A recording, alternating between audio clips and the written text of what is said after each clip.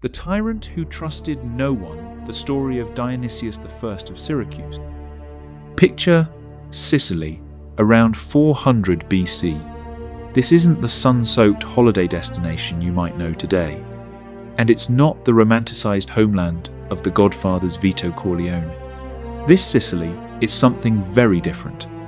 A brutal, contested frontier where survival was never guaranteed. Across the island, powerful Greek city-states clung to their walls and armies, constantly preparing for war. Because just beyond the horizon, across the sea, another empire was rising. Carthage, a wealthy, ruthless superpower whose homeland lay in what we now call modern-day Tunisia. And Sicily sat directly between these two worlds, a prize both sides were willing to bleed for.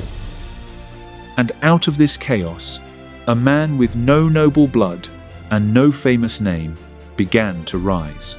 He was not born into power. He did not inherit a legacy. He climbed through ambition, opportunity, and ruthless determination. His name was Dionysius. Dionysius started as nothing more than a clerk, a lowly government worker.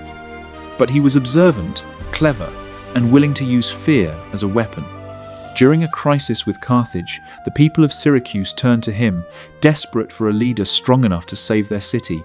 Dionysius seized his chance. Using the army, he eliminated rivals, took control of the city, and crowned himself tyrant. He wasn't elected. He wasn't chosen by nobles. He simply became the ruler, and from that moment, fear became his tool. Despite his cruelty, Dionysius was a brilliant strategist. He fought Carthage repeatedly, defended Syracuse, and built massive walls and siege engines.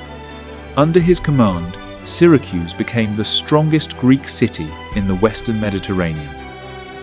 Dionysius trusted no one, not his friends, not his family, not even his own servants.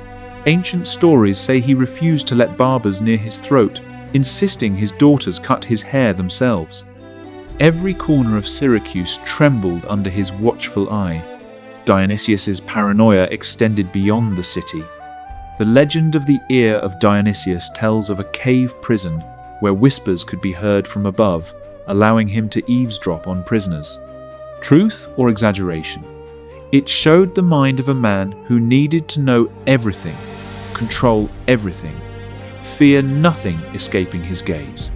One story captures Dionysius's life perfectly, the sword of Damocles, a sword hung by a single thread above his throne, a reminder that absolute power comes with constant danger. Every decision he made could topple him, yet he ruled, unstoppable and feared. After nearly 40 years, Dionysius died. He left behind a city strong and fortified, but a population ruled by fear. His son, Dionysius II, could never match his father's grip. The dynasty faded, and yet history remembers Dionysius I as the ultimate example of brilliance, cruelty, and paranoia, the textbook tyrant.